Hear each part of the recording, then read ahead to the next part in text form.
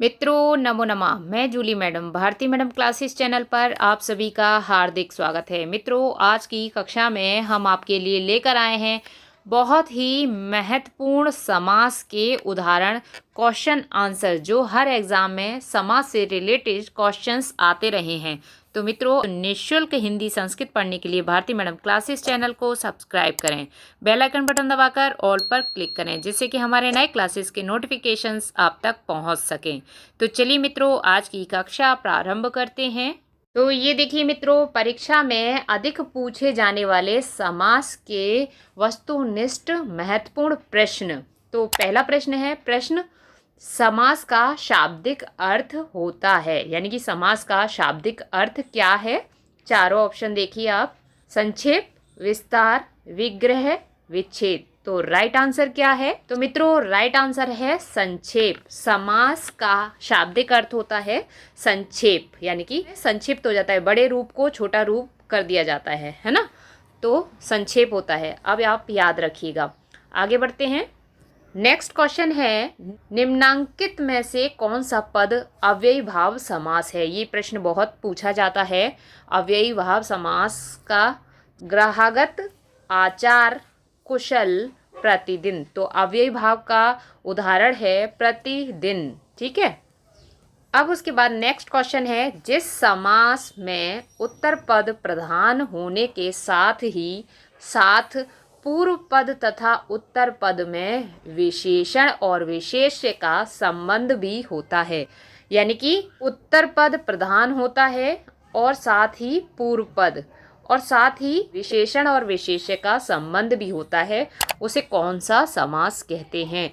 तो बहुव्रीहि समास कहते हैं, कर्मधारय समास कहते हैं, या फिर कहते हैं तत्पुरुष समास या द्वंद्व समास। तो मित्रों विशेषण और विशेष्य की बात आ रही है, दोनों ही प्रधान होते हैं तो कर्मधारय समास में। ठीक है। अब मित्रों नेक्स्ट क्वेश्चन है, चतुर्भुज में कौन सा समास है।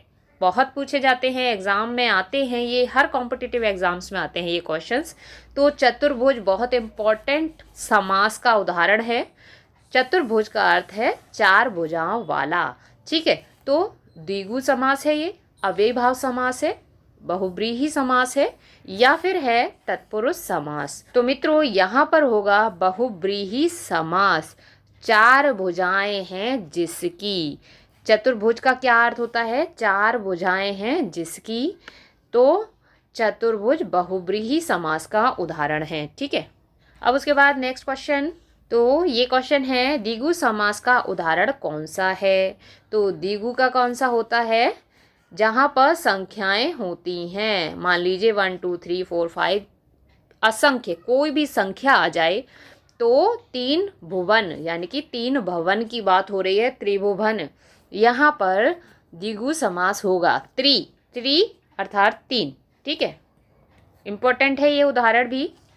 उसके बाद आगे बढ़ते हैं। मित्रों अभी तक आपने निःशुल्क हिंदी संस्कृत पढ़ने के लिए चैनल को सब्सक्राइब नहीं किया है तो सब्सक्राइब कर लें। डेली क्लास आती रहेंगी, आपको पूरा हिंदी व्याकरण कंप्लीट कराया जाएगा। सभी कॉम्पिटिटिव एग्जाम्स में या क्लासेस में जो ग्रामर इम्पोर्टेंट है वो सब कवर कराई जाएगी।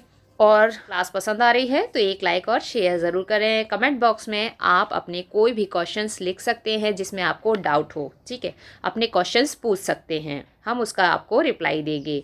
तो मित्रों नेक्स्ट क्वेश्चन है, इनमें से द्वंद्व समास का उदाहरण है। द्वंद्व समास कहाँ होता है? जिसका पूर्व पद और उत्तर पद दोनों ही प्रधान होते हैं। पीताम्बर, नेत्रहीन, चौराहा, रुपया पैसा। तो सही आंसर है मित्रों रुपया पैसा, जिसमें पूर्व पद और उत्तर पद दोनों ही प्रमुख होते हैं। ठीक है। तो वही होता है द्वंद्व समास। तो रुपया और पैसा ये इसका सही आंसर है, याद कर लें।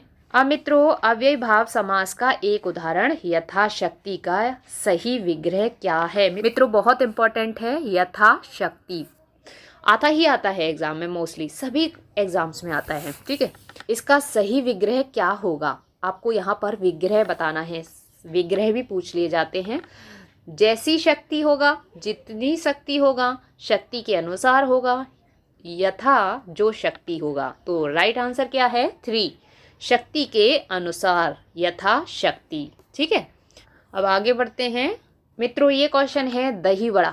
दही बड़ा देखकर दही बड़ा खाने का मन कराया होगा, है ना। जिसको पसंद है तो मन तो करेगा, हमारा तो बहुत फेवरेट है। तो दही बड़ा तो अच्छा लगा, ये उदाहरण बीच में आ गया। मज़े आने चाहिए, थोड़ा खाते पीते रहना चाहिए। तो दही बड़ा शब्द में कौन सा समास है? सप्तमी तत्पुरुष समास है। यानी कि तत्पुरुष समास तो है, लेकिन कौन सी विभक्ति में है? सप्तमी विभक्ति में। तो तत्पुरुष समास की सप्तमी विभक्ति है, तो सप्तमी तत्पुरुष समास है। ठीक है। अब उसके बाद मित्रों पंचानन में कौन सा समास है? बहुत इंपॉर्टेंट उदाहरण है ये, बहुत अच्छे से याद रख लेना। पंचानन, 5 हैं आनन जिसके, बहुब्रीहि समास है ये। ठीक है। अब रसोई घर में कौन सा समास है? रसोई का घर, तो तत्पुरुष समास है इसमें। अब मृगनयनी में कौन सा समास है? तो मृगनयनी में कर्मधारय समास है। मृग के समान नयन है जिसके, मृगनयनी। ठीक है, कर्मधारय समास। और कृषि प्रधान में कौन सा समास है? तो कृषि में प्रधान तत्पुरुष समास है। दूध रोटी में कौन सा समास है? तो दूध रोटी में द्वंद्व समास है। कौन सा? द्वंद्व समास है। ठीक है।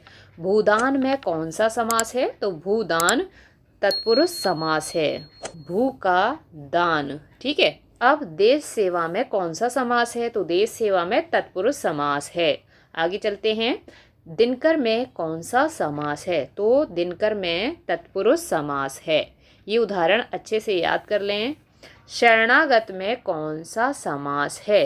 तो शरणागत में तत्पुरुष समास है। ठीक है। अजात शत्रु में कौन सा समास है? अजात शत्रु में बहुब्रीहि समास है। ठीक है। इम्पोर्टेंट उदाहरण है, अच्छे से याद कर लें। पंजाब में कौन सा समास है? द्विगु समास है। तो मित्रों आज की क्लास आपको कैसी लगी? नीचे कमेंट बॉक्स में कमेंट करके ज़रूर बताएं। पसंद आई है तो लाइक और शेयर करें अपने फ्रेंड सर्कल में, जिससे वह भी निःशुल्क हिंदी पढ़ सकें। और मित्रों नीचे डिस्क्रिप्शन बॉक्स में हिंदी और संस्कृत की निःशुल्क क्लासेस के लिंक दिए हुए हैं। सारी क्लासेस आप वहां क्लिक करके देख सकते हैं और पढ़ सकते हैं। और चैनल पर पहली बार आए हैं, अभी तक भारती मैडम क्लासेस चैनल को सब्सक्राइब नहीं किया है, तो निःशुल्क हिंदी संस्कृत पढ़ने के लिए भारती मैडम क्लासेस चैनल को सब्सक्राइब करें। बेल आइकन बटन दबाकर ऑल पर क्लिक करें, जिससे कि हमारे नए क्लासेस के नोटिफिकेशंस आप तक पहुंच सके।